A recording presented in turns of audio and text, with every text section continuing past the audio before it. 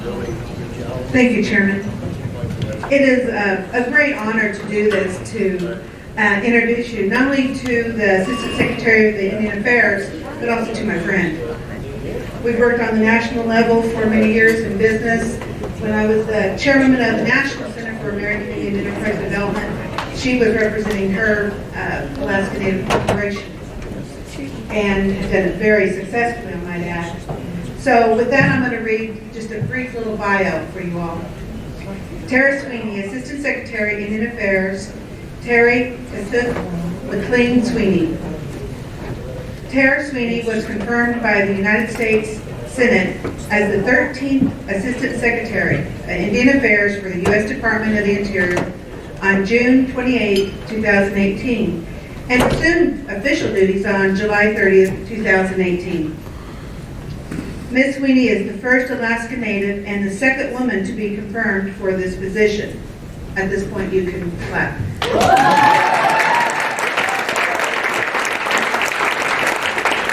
You know I'm all about the women empowerment. Okay. So, thank you. Okay. She comes to the Department of the Interior after serving as Executive Vice President of External Affairs for the Arctic Slope Regional Corporation. Ms. Sweeney from, I'm going to try it, what? Barrow? From Barrow. And grew up in rural Alaska. She has spent her professional career working to empower Native organizations and communities through advocacy at all levels of government, with a strong focus on the federal process. Ms. Sweeney also has served in leadership positions on numerous businesses and nonprofit boards at the state, national, and international levels, including, until recently, chair of the Arctic Economic Council, a trustee of the Ted Stevens Foundation, and co-chair of the Alaskan Federation of Natives. For those of us that are from here in Oklahoma, that's a really big position, and she's in a really big position now. And let's put our hands together and welcome her to the Osage.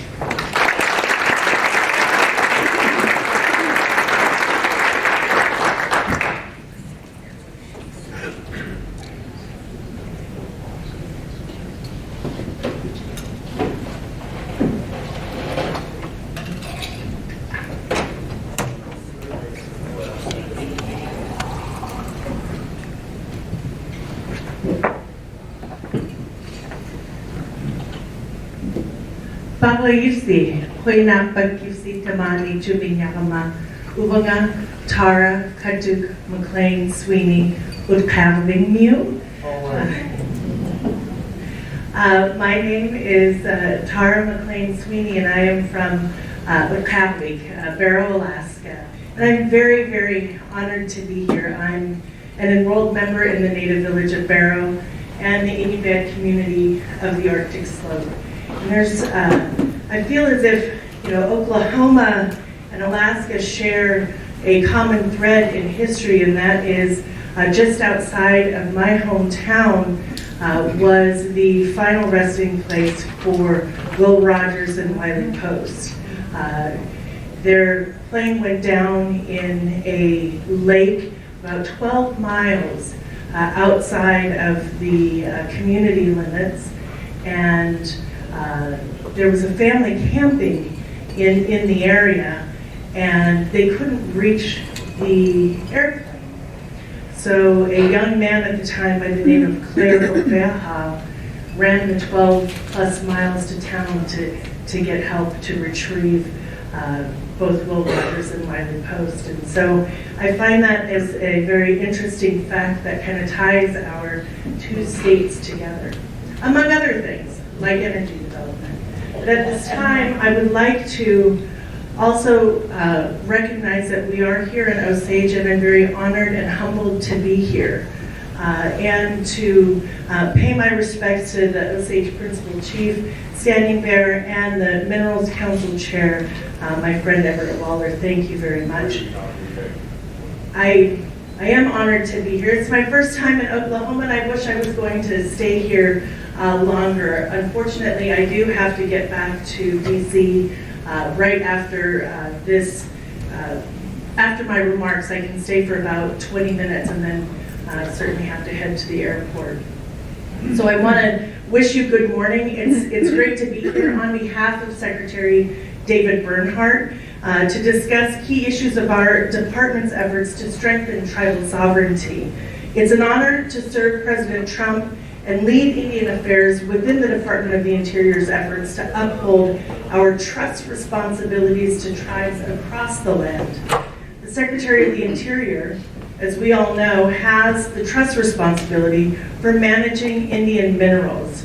I'm pleased to report that as of October 2019, federal oil production is currently at an all-time high and has increased roughly 12% between FY16 and FY18. And additionally, Native American energy and mineral resource revenues increased by $575 million, or nearly 105% between fiscal years 2016 and 2019. We have a great team at Indian Affairs, and you know our local leadership. We also have a great team in Washington, D.C. Some of you may know Mark Cruz, but he serves as our Deputy Assistant Principal Secretary, and he is a great asset to our hallway. He brings experience from the Hill and through his former life as a teacher within the Bureau of Indian Education. There's also Kyle Shearer. Some of you may have worked with him in the solicitor's office, but he oversees the Indian Affairs portfolio and is, again, a great value add to our hallway in DC. With me today is also Jesse Young, who is a senior counselor in my hallway and is working with me on oil and gas issues. And many of you know John Tasuda. He now is serving as a counselor to the secretary. So another, a great, I would say, ally on the 6th floor who can help advocate for our issues. And then I still claim him as one of our own, but many of you also may know Tyler Fish, who is from Oklahoma. He served as a counselor in my hallway, and I had to give him up to the White House.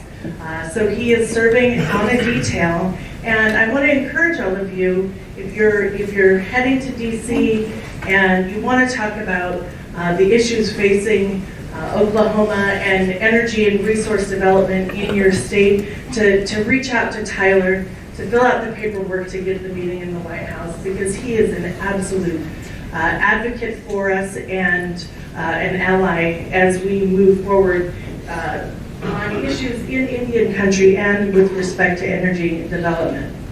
And I raise all of these people up because I want to reiterate that we are all committed to upholding our responsibilities in Indian country to advance tribal sovereignty and self-determination. It's a key aspect of self-determination is ensuring that tribes are best equipped to realize their energy potential, and that potential is enormous. Indian lands contain vast areas of energy and mineral resources that are underexplored and sparsely developed.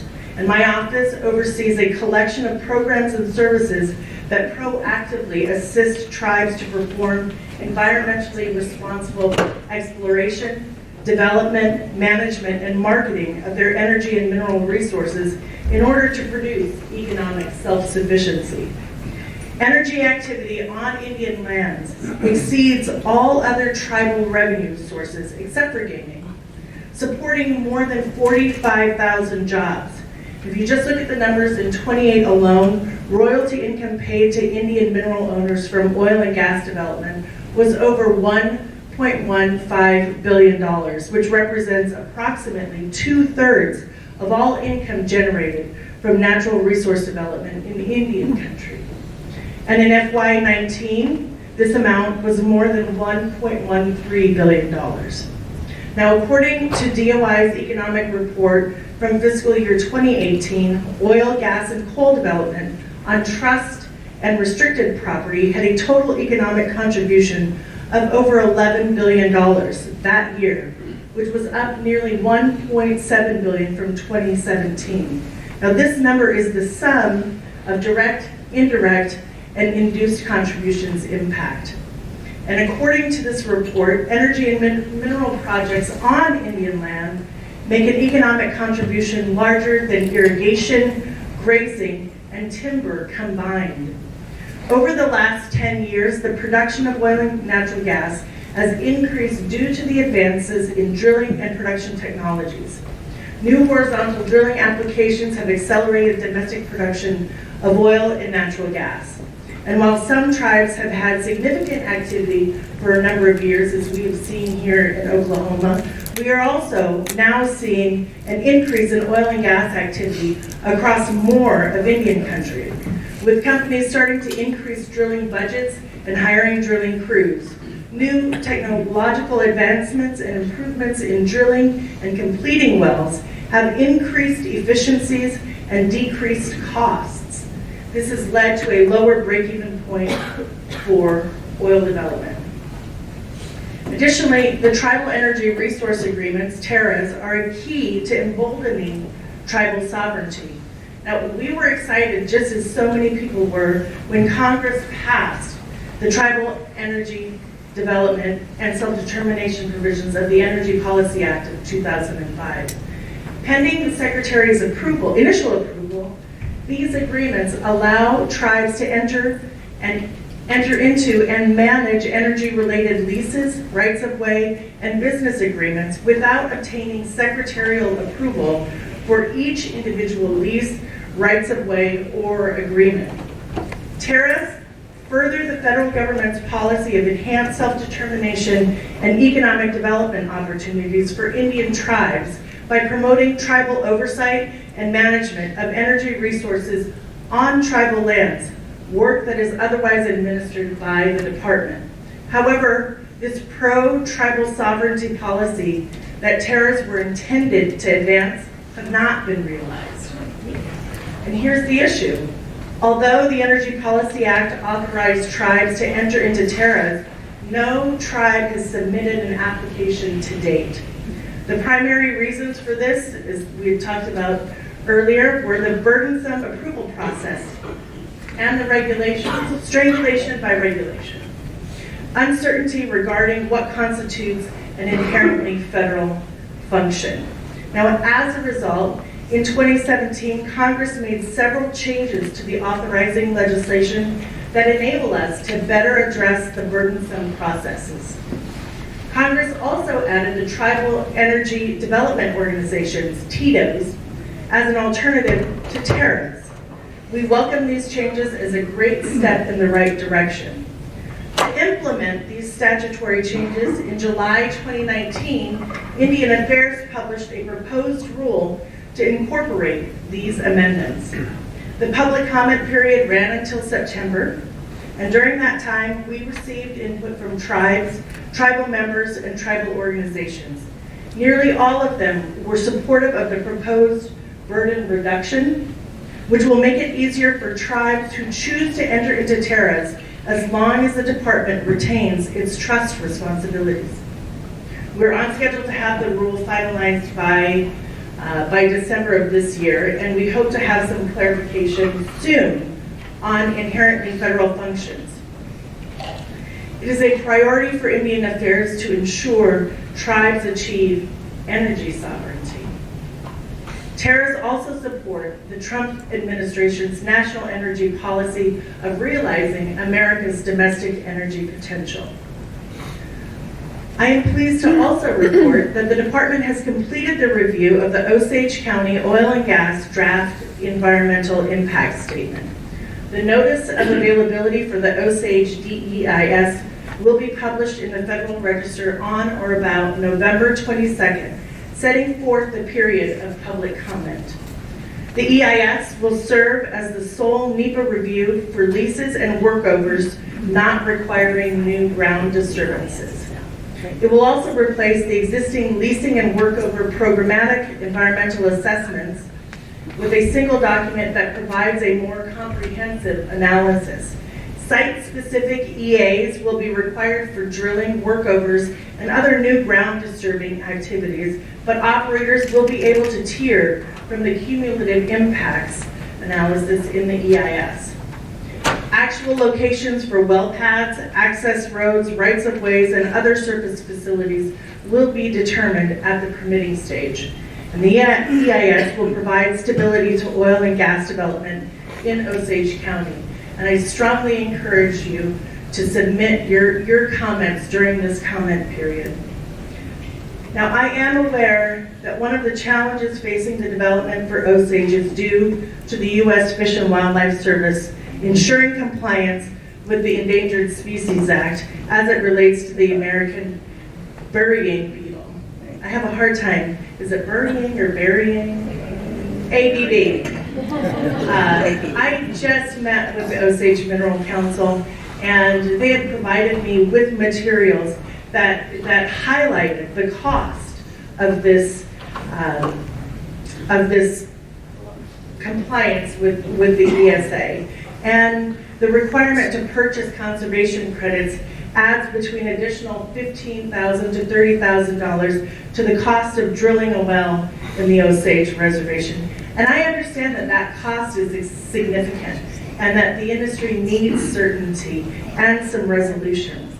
I also understand that U.S. Fish and Wildlife Service reclassifying ABB from endangered to threatened would cut out the requirement to purchase conservation credits. Now, I'm committed to talking with my counterpart with the department to communicate the concerns that were brought about during our meeting this morning with the Osage Mineral Council. I'm also committed to talking with my counterpart about the feedback that I've received while here in Oklahoma. And overall, I want to continue to work with the Osage Nation and the Osage Mineral Council on issues that impact development in your county. Everywhere I've gone, I have extended my hand in partnership to work with the communities, to empower the communities with which we do business and have a requirement to provide services for, and I do that today in that same spirit. I'm certainly humbled to be here. I'm honored to have an opportunity to present to you information, and I look forward to the continued partnership. Thank you very much.